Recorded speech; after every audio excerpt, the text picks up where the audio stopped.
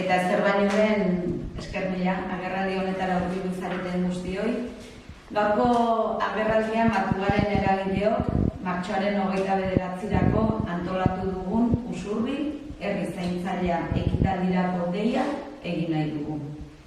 Hemen gauden eragileok eta etorri ezin izan dutenak eskuz esku aritu gara azken urteotan zaintzak eraldatzen. Askotan esan izan dugun bezala, 21. mendeko gizarte honek duen erronka nagusietako bat zaintzarena. Adierazle soziodemografiko guztiek halaxe baieztatzen dute. Esate baterako gizartearen zahartzeak, familia egiturak aldatzen ari dira, bakarrik bizi diren pertsonen kopurua ere gora egiten ari da, eta horren bestez gure herriak prestatu behar ditugu egoera horri erantzuteko, erronka horri erantzuteko. Herri zaintzaileak edota zaintzen duten herriak eratzea izan da gure hortzi muga. Erronkari dimentsio guztietatik erantzun nahi diogulako. Eta erronka horri misio bat ere ezarria diogu, beste erronka batzuekin egin genuen bezala.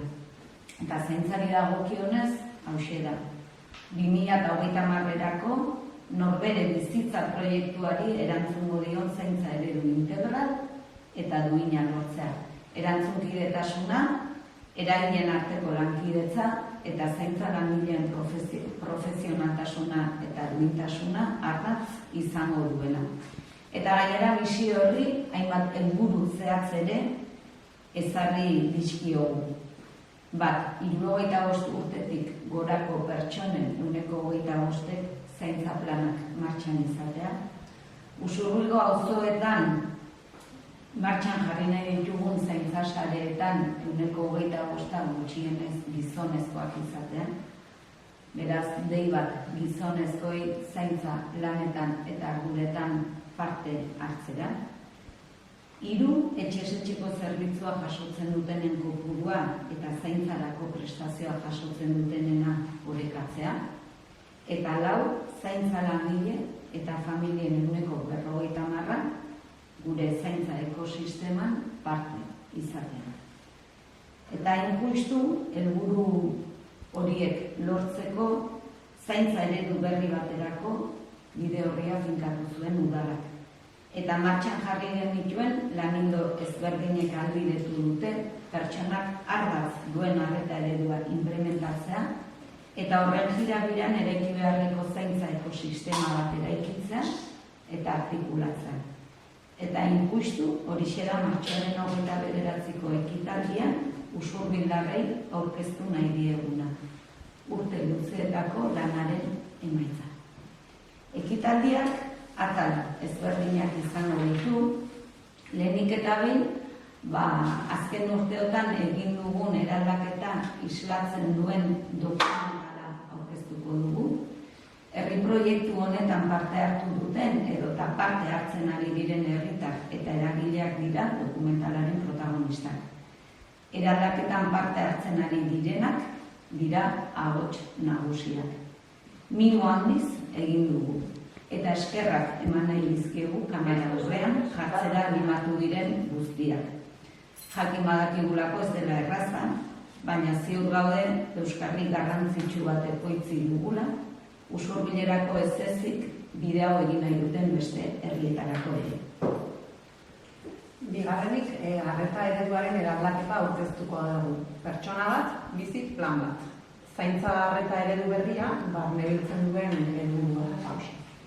Gure ustez, zaintza edo babes gehigarria behar izateak ez du esan nahi inondik inoa babesgabeak direnik eta erabaki ezin duten, bai? Ezin ditugu tratatu denak, bat eta berdinak bailiran, menpekoak balira bezala, bai? Zer nahi duten eta zer behar duten esateko gauza ez balira bezala. Hoxe izan da justu, zaintza eredu berri bat, pentsatzeko garaian gure gako nagusia, bai? Begirada aldaketa eskatu diguna. Gure helburua da, iraupen luzeko zaintza prozesuetan jarraikortasuna bermatzea. Zaintza behar duen pertsonaren bizitzari zentzua ematen jarraitzea, pertsonaren bizi proiektuan hausturarik eragin gabe, eta noski bizitza duina eta bizigarria ahalbidetuz. Gai izan nahi dugu, pertsona bakoitzaren lehentasunei, nahiei eta erabakiei erantzungo dien arreta eredua eskaintzeko. Eta hortarako ezinbestekoa da zaintzak ematea zerbitzuen integraltasunetik eta noski komunitateak eskaintzen dituen aukerak aprobetxatuz. Laurrean esan da, pertsona bakoitzari egokitutako eta modu parte hartzailean osatutako biziplanak eskaintzea da. Zaintza berduen pertsonari erabakimena ematea. Urte luzeotan, Matiaren laguntzarekin etengabeko formazioa jaso dugu Usurbilgo udaleko gizarte langileek, ildo horri dagokionez. Begira aldatzen, tresna berriak eraikitzen eta zaintzen alorrean ditugun zerbitzu ezberdinen artikulazioa, koordinazioa eta lanen sistematizazioa bermatuko duen antolaketa eta egitura berri bat eratu dugu. Dagoeneko lantalde ezberdinak ditugu martxan eta modu ekosistemikoan eta koordinatuan lan egiteko mekanismoa ari gara eratzen. Horrebestez, martxoaren 29-tik aurrera, biziplanak gizarteratzeko kanpainari ekingo diogu, poliki-poliki gure lana egiteko moduak aldatzearekin batera. Ondoren, aurkezpenean, Usurbilgo zaintza ekosistemaren egitura berria aurkeztuko dugu. Ekosistema osoaren argazkia ez ezik, osagai edo elementu bakoitzaren inguruko azalpenak emango ditugu. Eta azken atalean, herri zaintzaile bat zer den irudikatuko dugu. Dagoeneko helburu horrekin bat egiten duten proiektuak aurkeztuz. Zaintza komunitarioa artikulatu asmoz, ari da lantalde bat lanean aspalditik, udaletik egin daitekenaz harago ulertzen dugulako asko dela komunitateak egin dezaken ekarpena herrikideen ongizate komunitarioa lortzeko. Azken batean, zaintzak ez direlako soilik gure bizitzako etapa zehatz batean behar dugun zerbait, baizik eta gure ustez kapitalismoak sinestuarazi digunaren kontra, gizakiok pertsona interdependentea gara, eta denok behar dugu zainduak izan. Elkar zaintza beharrezkoa dugu. Zaintzaren ariera oso zabala da, dimentsio asko ditu, eta ulertzen dugu guztiok behar dugula zainduak izan modu batez edo bestez, behar hori eragiten duten motiboak askotarikoak izan daitezkelako. Izan adina, izan dependentzia, bakarradez hautatua, osasun mentalaren okertzea, prozesu migratorio gogorrak bizi behar izatea.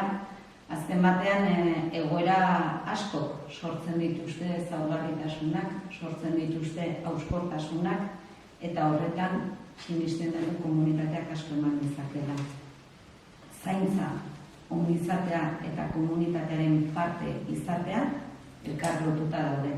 Azken batean komunitate bateko kide izateak ondo sentierazten gaituelako guztiek. Eta injustu helburu horri jarraiki, auzo zaintza proiektuak jarriko ditugu martxan, epe motzean, zabaluz gizarte ekimeneko kooperatibarekin sinatutako hitzarmenari esker. Eta injustu horixe da ere proiektu hori ere, edo proiektu horren zertzelada batzuk ere emango ditugu martxoaren 29ko ekitaldian.